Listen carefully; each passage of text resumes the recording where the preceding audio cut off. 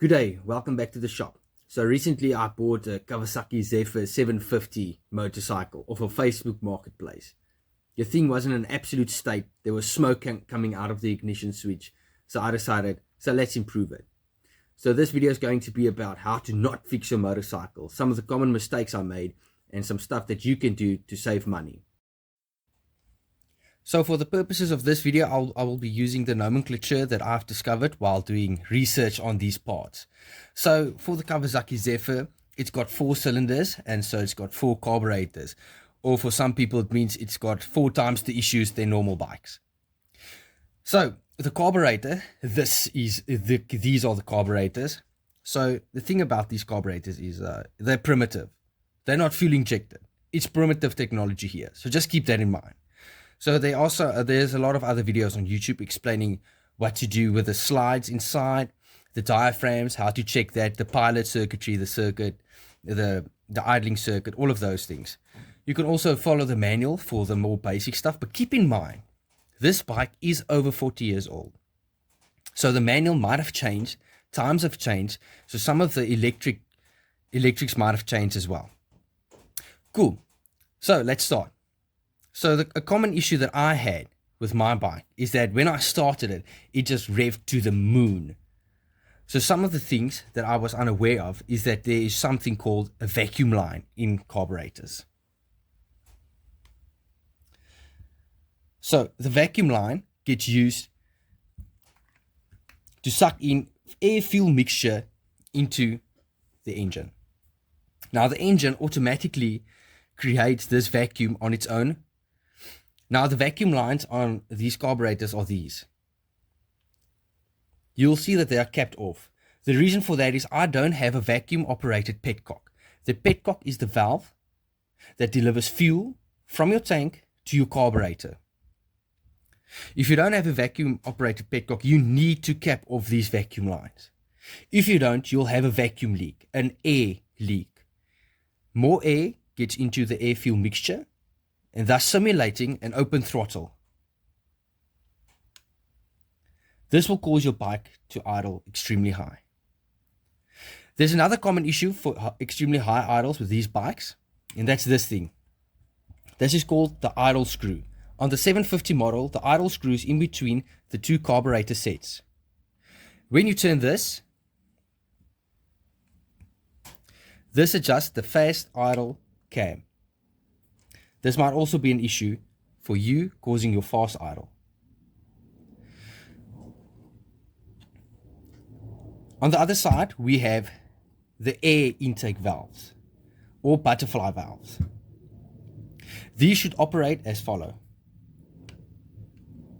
Nice smooth action. Now with the choke lever,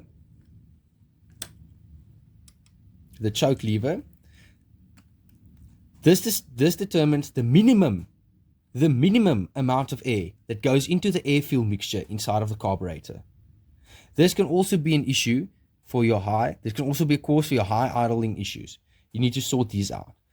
What can cause the high idle issue is inside, there's the slide pistons. Now, if you can see there's a little notch cut out. This notch should face the butterfly valves. If they are not, it can cause the butterfly valves to catch the slide and open up more. This will also cause a high idle issue. They should be properly adjusted and retested.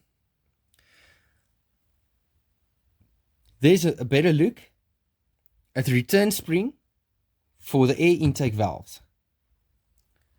The spring should be in front of this little arm.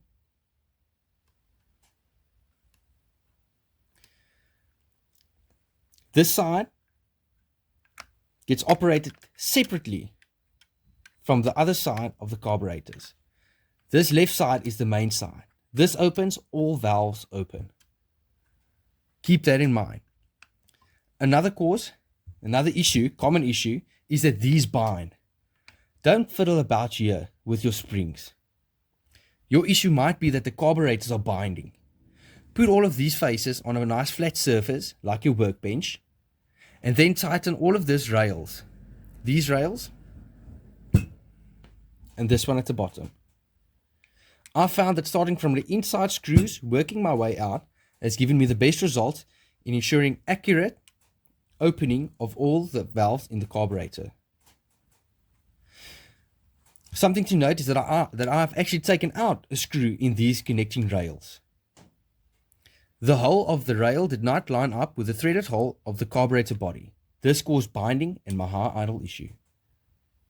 The process that I followed the most when efficiently and quickly solving my motorcycle issues was to use the process of elimination. Mechanics use this, scientists use this. It works. Try to understand the theory from the ground up.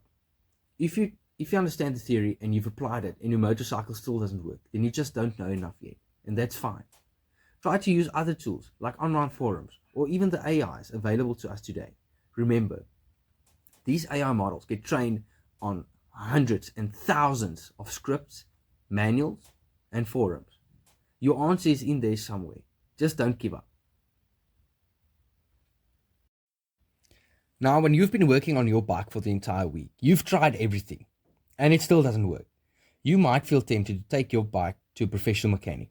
Don't do that just yet. Just try one more time.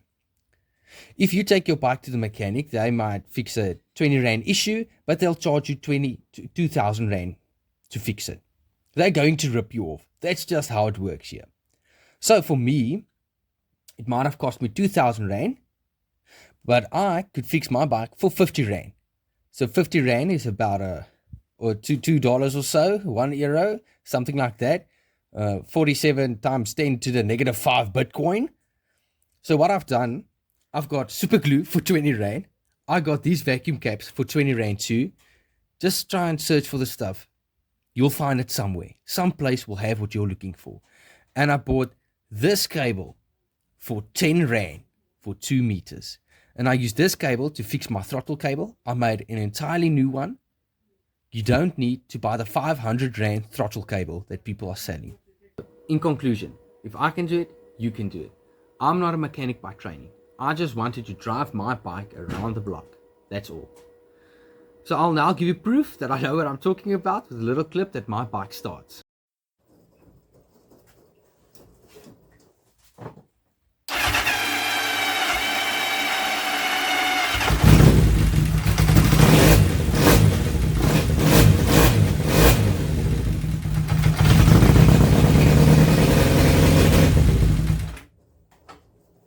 Thanks for watching.